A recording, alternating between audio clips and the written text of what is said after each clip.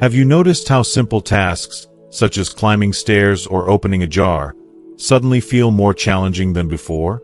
Maybe you shrug it off as just getting old, but what if it's not age slowing you down? Many seniors quietly struggle with muscle weakness or memory lapses and assume it's unavoidable. Yet, science tells us these signs aren't just about time passing. They're signals our bodies send, often overlooked or misunderstood. It's easy to dismiss them, but ignoring these early hints can lead to bigger problems that impact your independence and joy. In this video, we'll explore the surprising reasons behind these changes and share simple, practical habits that can help you stay strong and sharp well into your golden years. Stick around, because at the end, I'll reveal the single most important daily habit you can start right now to feel more energized and confident every day. If you are not subscribed, subscribe and activate the notification bell so you don't miss any videos. If you like the topic of this video, please comment 1. If you don't, please comment 0 to let me know how I can improve and make better videos for you. Now, let's begin. 1. Understand yourself and your current needs. For many people, growing older often means slipping quietly into routines that feel safe and familiar. After a certain age, it's easy to find comfort in the steady rhythms of daily life. A favorite chair by the window, morning coffee brewed just so, the gentle hum of a household that now seems quieter than before. Sometimes, these routines feel like the only things we can count on. But what happens when you begin to sense a gentle tug in your heart, a longing for connection, a bit of curiosity about companionship, or maybe just the urge to talk to someone who truly listens? It's not unusual to wonder, after 65, whether starting over or looking for love is even worth it. You might think, isn't it too late for all that? Or, I've gotten used to my own company. Why shake things up? 4 years, perhaps even decades, your life may have revolved around your family, your work, or caring for others. Now, in these quieter years, the idea of putting yourself first might feel selfish or strange. But here's the surprising truth. What if this season of life is exactly when you deserve to know yourself best? What if the real secret to finding happiness, whether in romance or simple friendship, begins with finally pausing to ask, what do I truly want now? We spend so much of our lives meeting the needs of others, but rarely do we turn that kindness inward. What if, instead of dismissing your wishes as silly or impractical, you listen to them with the same gentle care you'd offer a loved one? It's easy to accept certain changes as just a part of getting older. Loneliness, for example, is often shrugged off as inevitable or even invisible. But modern research paints a different picture. Studies from places like Harvard and Stanford have shown that feeling valued and emotionally connected isn't just nice to have, it's vital for your health. Regular social interaction can strengthen your immune system, improve memory, and even reduce the risk of chronic diseases. Your emotional well-being matters, and it's never too late to pursue what brings you joy, peace, or a renewed sense of purpose. So, how do you begin this journey of understanding yourself? The answer isn't complicated or grand. It's about small, honest moments. Moments where you ask yourself gentle questions and listen for the answers. Maybe you start by reflecting on the past year. When did you feel most alive? Was it while gardening, reading a good book, sharing a meal with family, or even enjoying a phone call with an old friend? Notice the patterns. What brings you energy and what drains it? Are you longing for companionship, or do you simply want more meaningful conversations? Do you want adventure, or is your heart craving the comfort of routine shared with someone special? It can help to write these reflections down. Grab a notebook and, over a cup of tea, jot down the moments that made you smile or feel content. What do you miss most? What would you like more of? Don't rush this process. Self-discovery takes time, especially after years spent putting others first. If you feel hesitant or unsure, know that you are not alone. Take, for example, the story of Bill, a retired teacher from Ohio. Bill lost his wife after 42 years of marriage. For the first few years, He filled his days with long walks and crossword puzzles, insisting to friends that he was perfectly content. But deep down, something was missing. One afternoon, Bill attended a local book club at the library, just for something different. There, he met Linda, another senior who shared his passion for mystery novels.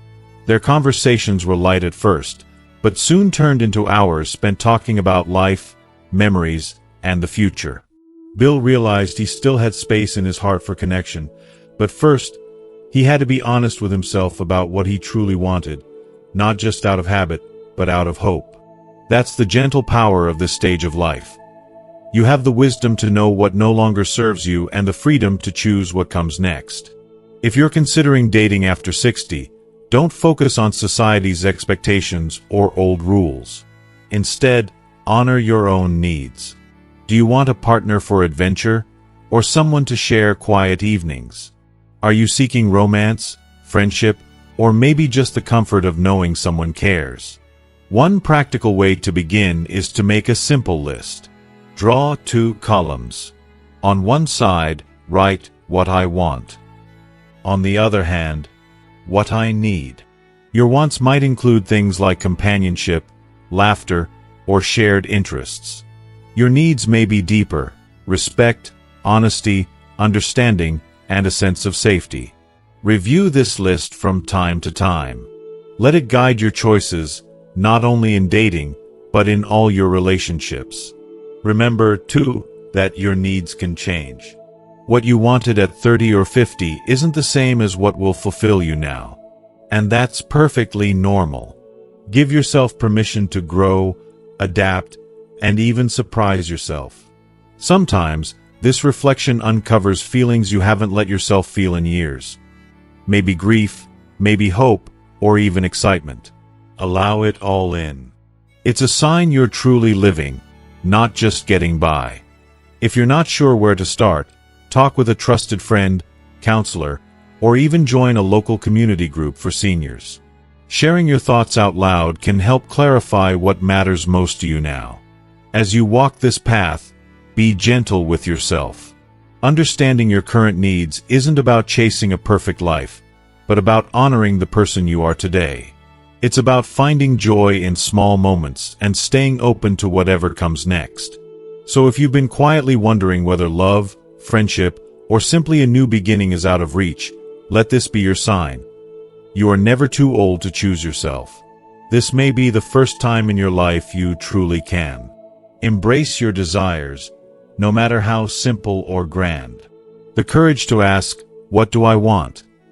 and listen for the answer is the first and most important step. In doing so, you open the door to a chapter that is wholly, beautifully yours, full of hope, choice, and the possibility for new joy at any age. You've given so much to others. Now, it's your turn.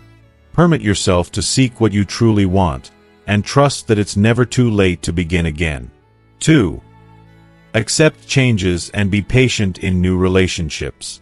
There's a quiet truth about life after 60 that doesn't always get spoken aloud. Everything changes, sometimes more quickly than we'd like. You might notice it first in the little things. A favorite shirt no longer fitting the way it used to, reading glasses multiplying around the house, or finding yourself more sensitive to weather changes than you were in your 30s.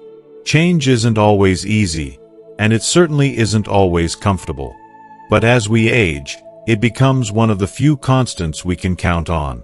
The same is true for relationships. If you're thinking about dating again in your golden years, you'll soon realize that the world of romance is not the same as it was decades ago. Maybe you've found yourself feeling a little nervous at the idea of starting over. Will I be able to connect with someone new? Isn't it too late to adapt to another person's habits? These are common worries, especially after a long marriage or many years spent living alone. It's easy to assume that, at this stage, everyone is set in their ways and there's no room for compromise. But here's a gentle challenge to that thinking. What if these changes, as awkward as they might feel, are the key to unlocking new happiness? What if learning to be patient, with yourself and with others, is exactly what allows love to flourish at this point in life? Science supports the power of patience and adaptability. Studies show that older adults who remain flexible in their thinking and daily routines tend to experience more satisfaction and better emotional health in relationships. Our brains, even as we age, are capable of learning and adapting. Researchers at the University of Michigan found that seniors who actively engage in new social experiences and who approach change with an open mind are less likely to feel isolated or depressed. It's not about denying the difficulties of change. It's about approaching them with curiosity and patience. So, how does this play out in real life? Picture this. You meet someone new, maybe through a community event, an online group, or even a friend's introduction. The first few dates are exciting, but you soon notice little differences. He likes to rise at dawn, while you prefer slow, quiet mornings with a newspaper. She's a talker, filling silences with stories, while you've learned to savor stillness. Maybe you have different health needs or routines that don't quite match up. In your younger years, you might have tried to bend over backward to change yourself or, just as likely, walked away at the first sign of discomfort. But now, the stakes feel different. This is where patience comes in. Being patient doesn't mean ignoring your own needs or settling for less than you deserve. Instead, it's about giving yourself and your new companion the grace to grow, to stumble, and to slowly learn one another's rhythms. Instead of expecting instant fireworks or complete harmony, you give space for small missteps, misunderstandings, or the occasional need for time alone. Relationships at this age aren't about blending lives overnight, but about two whole people gently weaving together new patterns, one day at a time. Let's talk about some simple, everyday strategies that can help nurture patience and acceptance in a new relationship. If you are still watching this video and find these lessons useful, please comment 1 below to let me know that you are still here with me. Start by acknowledging your habits and preferences, then share them honestly. Maybe you're a night owl, or you cherish your afternoon walks, or you need a little quiet time each morning. Communicating these things up front sets a tone of honesty and respect. Likewise, ask your partner about their routines, likes, and needs. Be genuinely curious, and resist the urge to compare everything to how you've done it before. Remind yourself that it's normal for some things to feel unfamiliar or even uncomfortable at first. Permit yourself to say, "I need some time to adjust," or "let's try it your way and see how it feels." Not every difference needs to be solved right away. Some simply need to be understood and accepted. Celebrate small wins together. If you manage to try a new hobby your partner loves, or if you both compromise on the dinner menu, take a moment to recognize that effort. These little moments of flexibility build trust and comfort. Most importantly, be patient with yourself.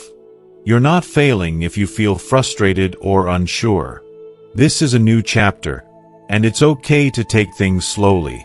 If you need to step back and reflect, do so.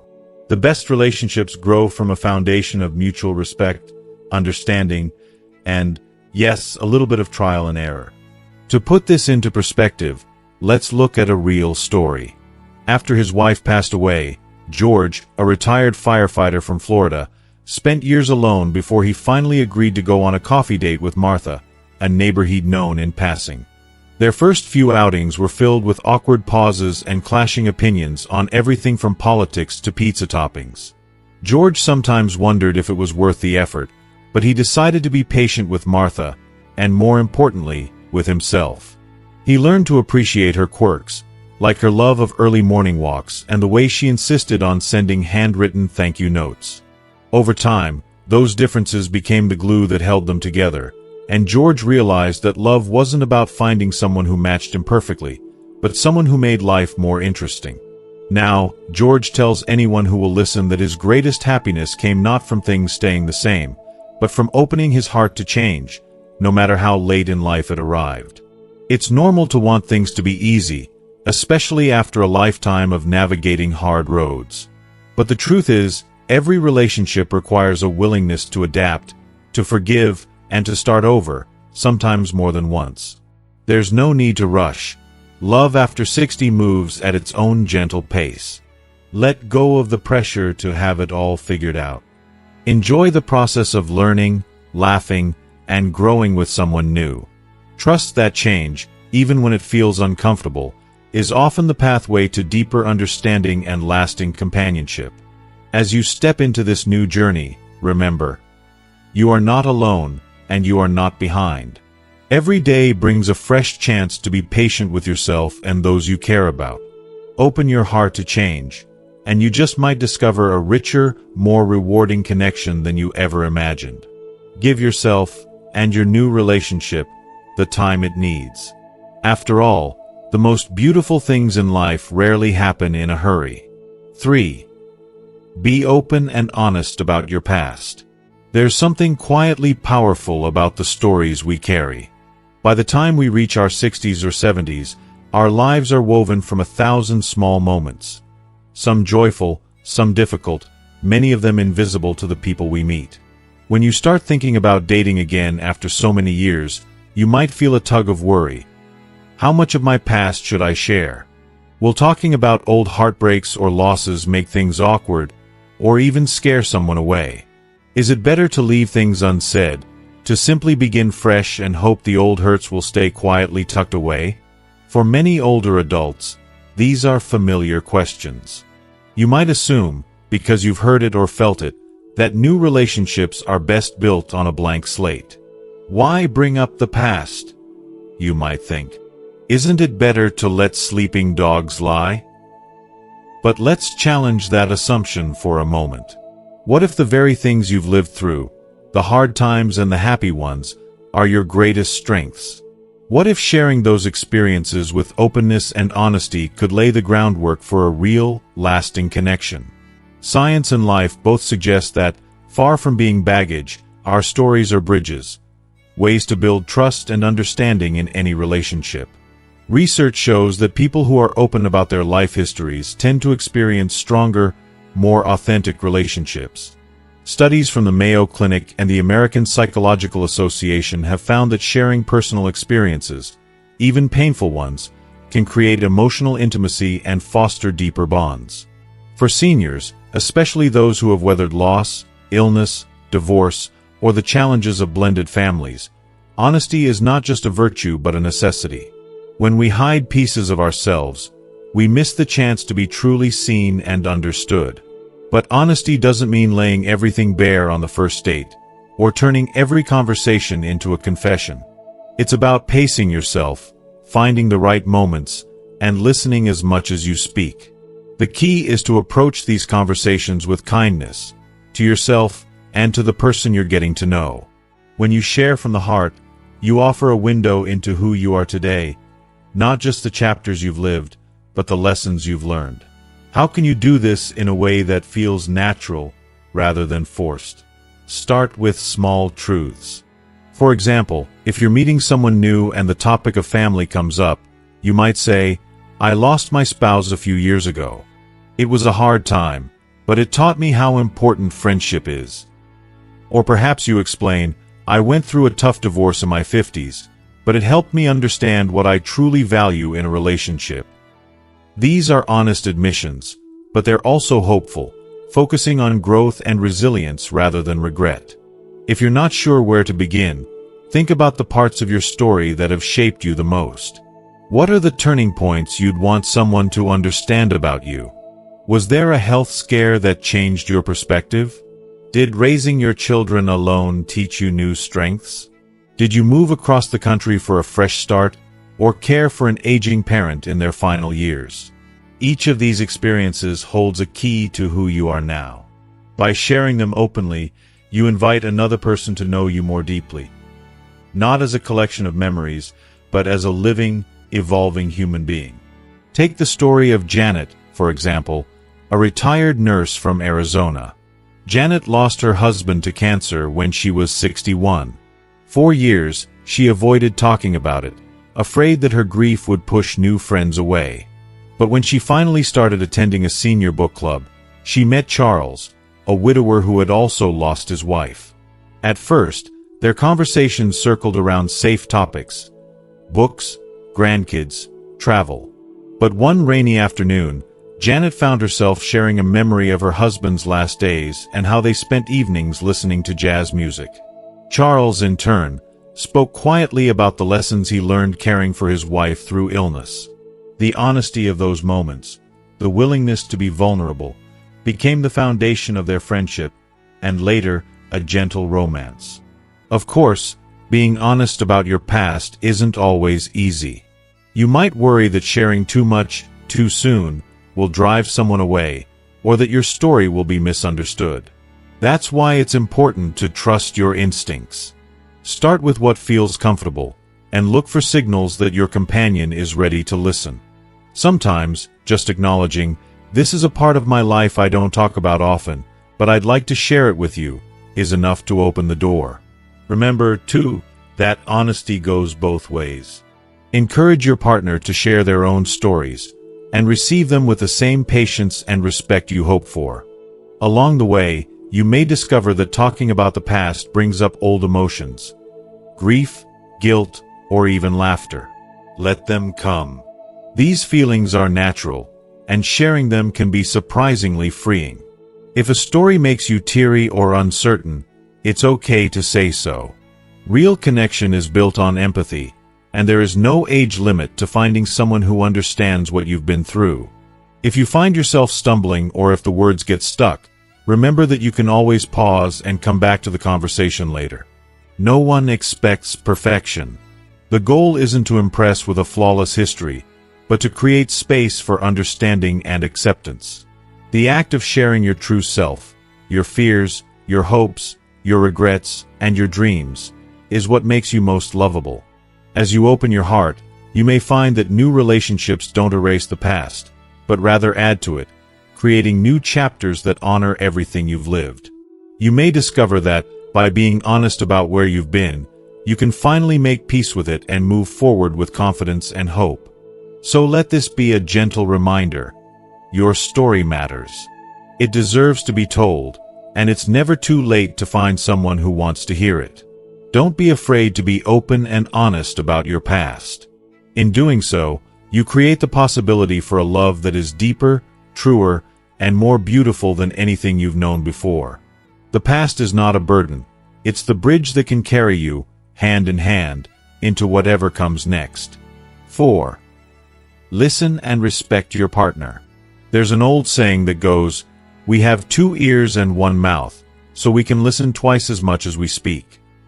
But for many of us, especially after decades of conversation, routine, and maybe even a little stubbornness, it's all too easy to forget the simple power of truly listening, especially in a new relationship later in life.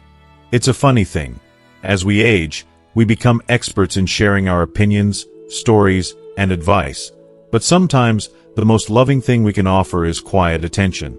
If you are still watching this video and find these lessons useful, please comment 2 below to let me know that you are still here with me. Picture this. You've begun seeing someone new, maybe after years of living alone or after the loss of a long-time partner. Early conversations are often filled with excitement and curiosity. You want to share your life, your children, your hobbies, the way you take your coffee. But soon, real life settles in, and you notice moments where you both talk past each other, eager to be understood but not always as eager to understand. You might even find yourself interrupting, finishing your partner's sentences, or drifting off into your thoughts as they talk. It's so familiar, so human, that it can feel harmless. But these small slips, if left unchecked, can build quiet walls between you and the person you care about. So here's a question that might turn this old habit on its head.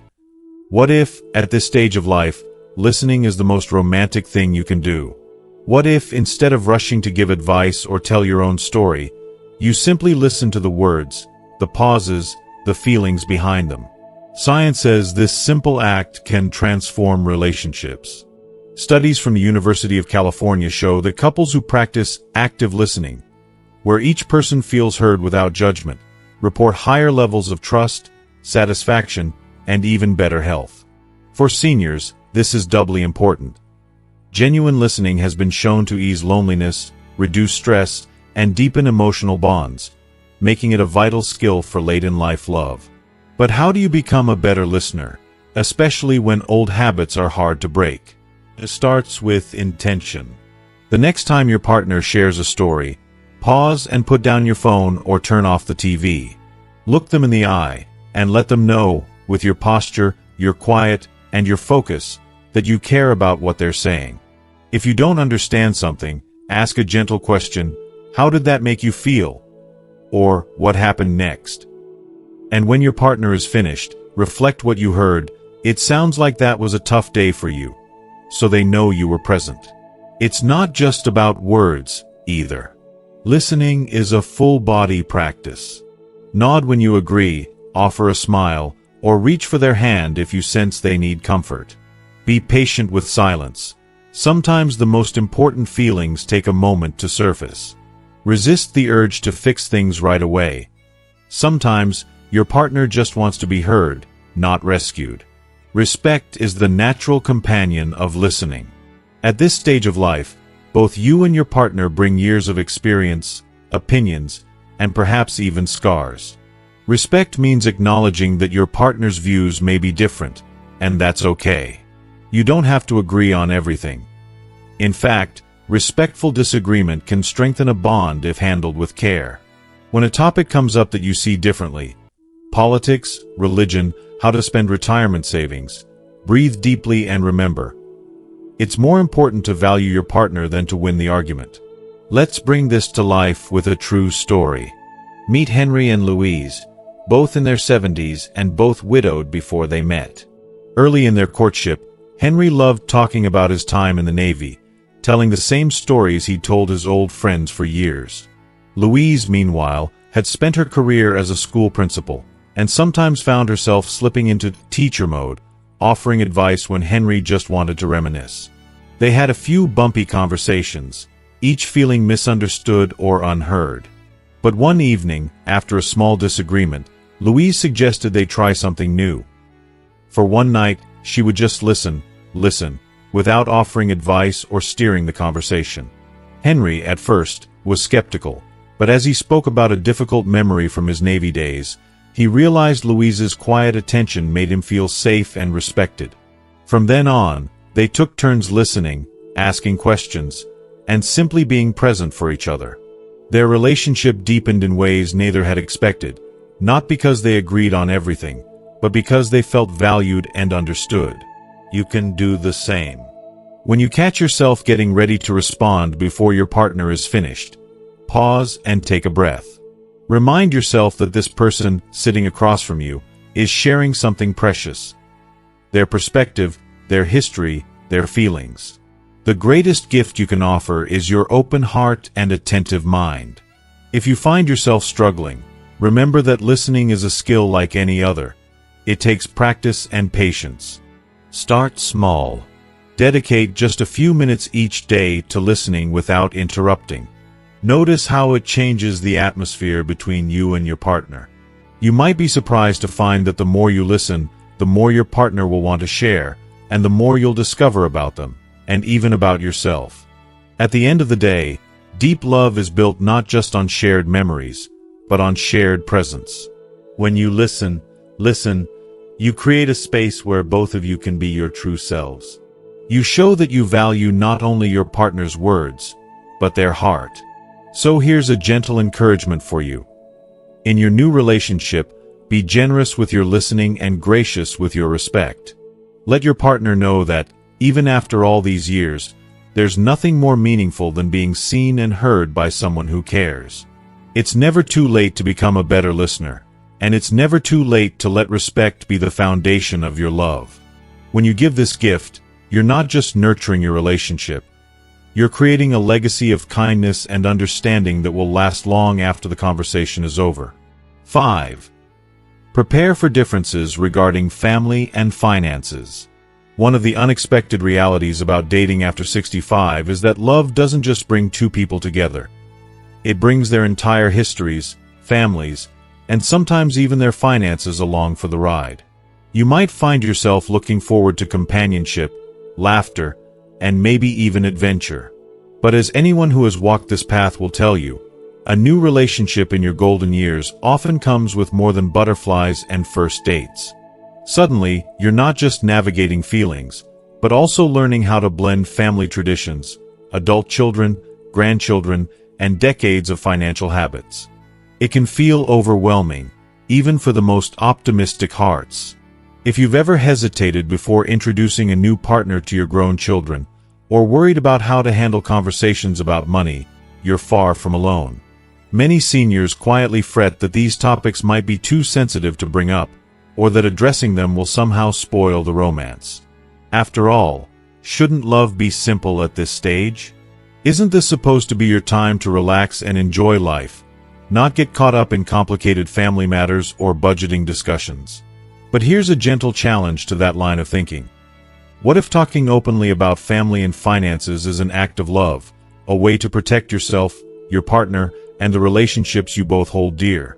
What if addressing these issues now can save you from hurt feelings and misunderstandings down the road? Research shows that the happiest couples in later life are those who communicate clearly about family roles and financial expectations. The National Council on Aging has found that seniors who discuss money matters early in a relationship are less likely to experience conflict, resentment, or regret. So, how do you begin to navigate these sometimes tricky waters? The answer starts with honesty and courage, qualities you've likely built up over a lifetime. Begin by gently acknowledging that both you and your partner have lived full lives, each with your own set of responsibilities, attachments, and financial histories. No two families are exactly alike, and blending traditions or roles can take patience and understanding.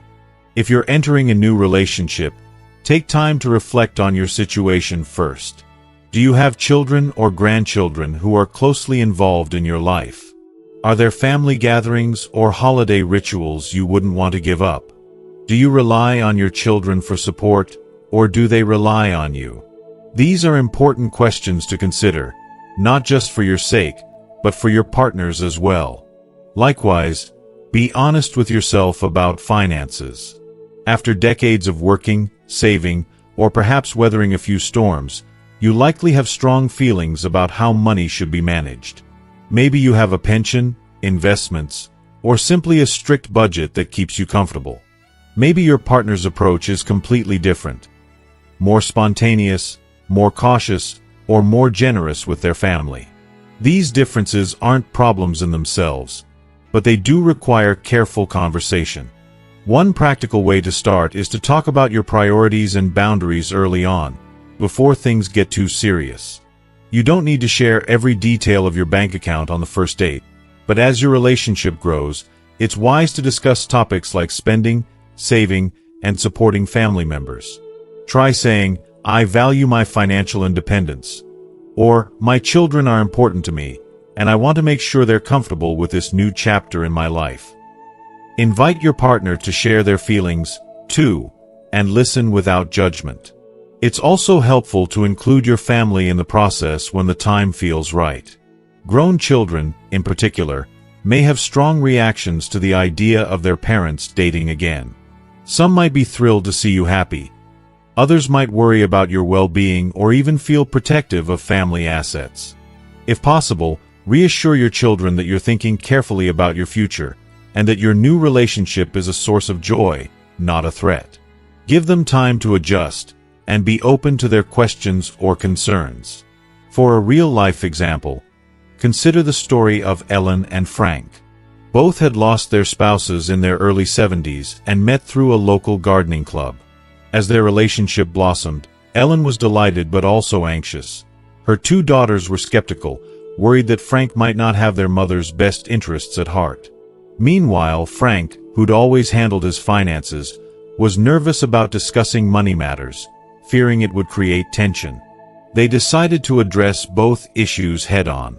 Together, they sat down with Ellen's daughters over lunch and talked honestly about their intentions.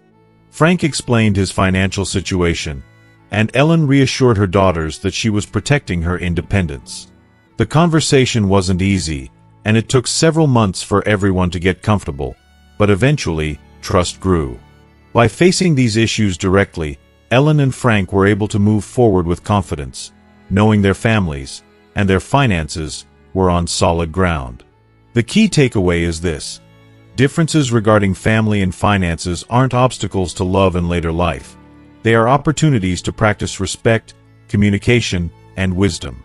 Be proactive. Write down the issues that matter most to you, and schedule time to talk with your partner. Consider meeting with a financial advisor or counselor if the conversation feels too heavy to manage alone. Remember, these discussions don't have to be stressful or confrontational.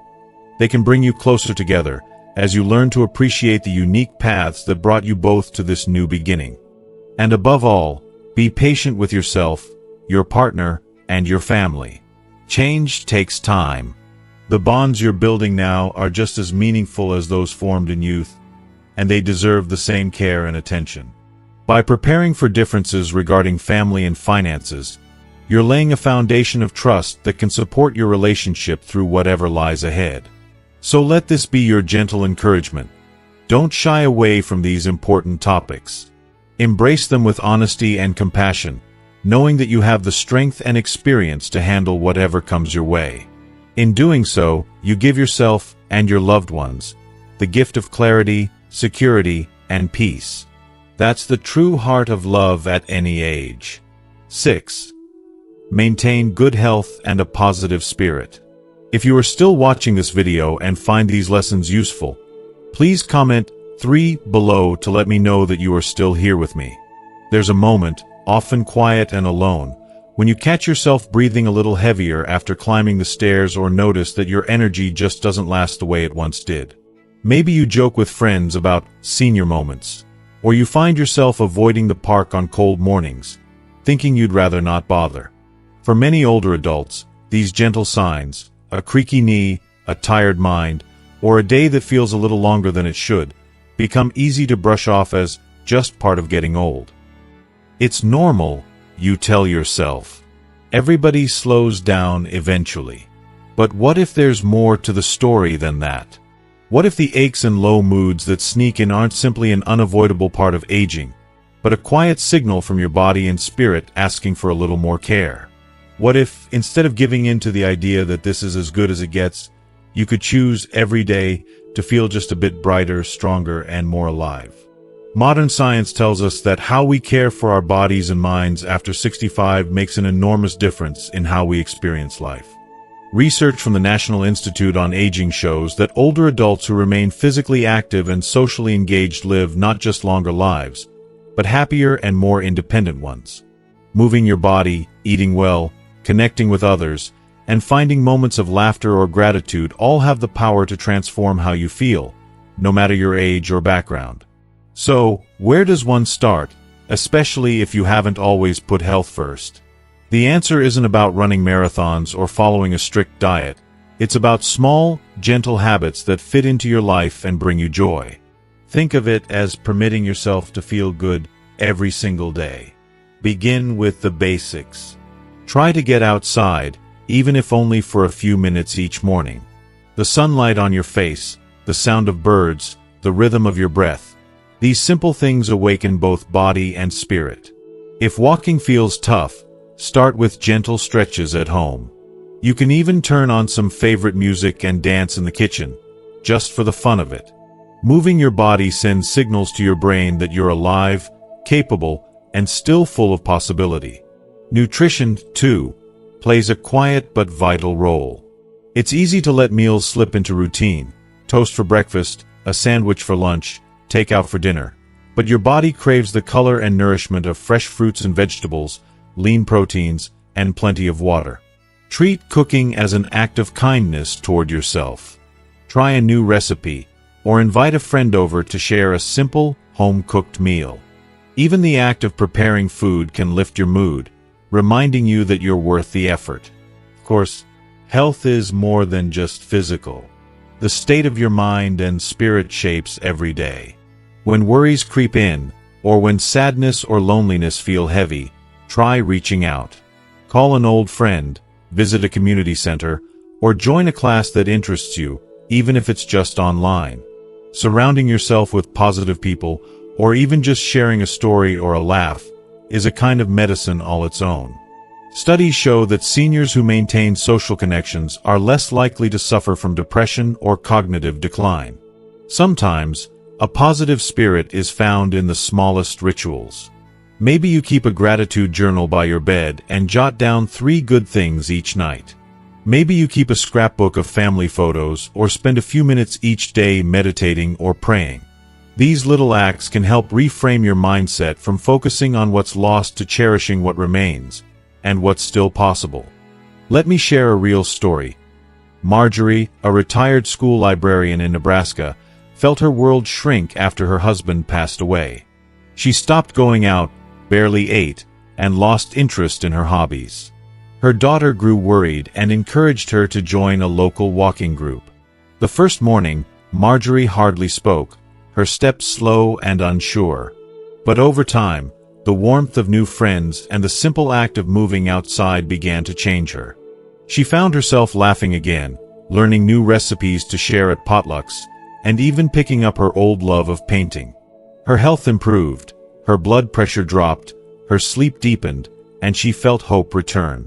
Marjorie didn't change overnight, but by tending to her body and spirit each day, she reclaimed a sense of purpose and joy. You may be thinking, that's lovely, but I'm not sure I have the energy or the will to start something new. If so, be gentle with yourself. No one expects perfection or a complete transformation. Start small. Walk to the mailbox, call a friend, or add 1 new vegetable to your plate. Celebrate every little victory, and let yourself rest when you need it. The goal isn't to become someone else, but to become the healthiest, happiest version of yourself, right where you are. Sometimes, you'll stumble. Some days, it's tempting to give in to aches or let negative thoughts take root. That's okay. Just remember that every day is a new beginning, and that small choices add up to big changes over time. If you ever feel overwhelmed, talk to your doctor, a counselor, or a trusted loved one. You don't have to do it all alone. Maintaining good health and a positive spirit is a journey, a gentle, lifelong act of self-respect and hope. It's a way of telling yourself, I matter. My happiness and well-being are important, no matter my age. As you make space for movement, connection, and gratitude in your life, you'll find not only your body growing stronger, but your heart and mind opening to new possibilities. So, if you're looking for one small step to start today, pick something that feels good, a stretch, a walk, a call to a friend, or simply a moment of quiet appreciation. Trust that each effort counts. The road to health and happiness is not about perfection or youth, but about cherishing the gift of each day, and believing that, at any age, you are worthy of joy and renewal. Let your actions, however small, be a daily reminder. There is still so much life to live, and so much reason to smile. As we reach the close of this conversation, I hope you're walking away with a sense of reassurance and possibility.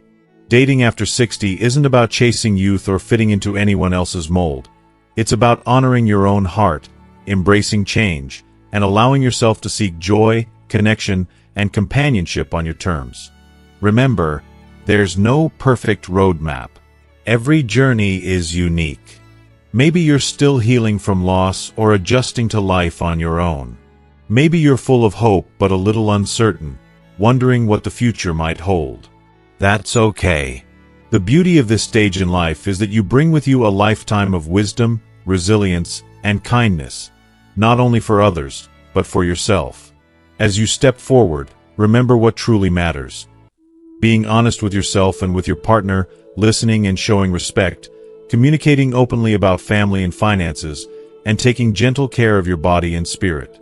The choices you make now are yours to shape. There's no rush, and there's no right way. Only what feels true for you. If you're considering saying yes to love, know that it's never too late for a new beginning. With patience, courage, and an open heart, you can build connections that bring meaning and happiness for years to come. Now, I'd love to hear from you. What have you learned from your journey? Is there a piece of advice or a story you'd like to share? Please leave your thoughts in the comments below. And if you found this video helpful, don't forget to like, share, and subscribe for more content made especially for you. Your story matters. Thank you for being here.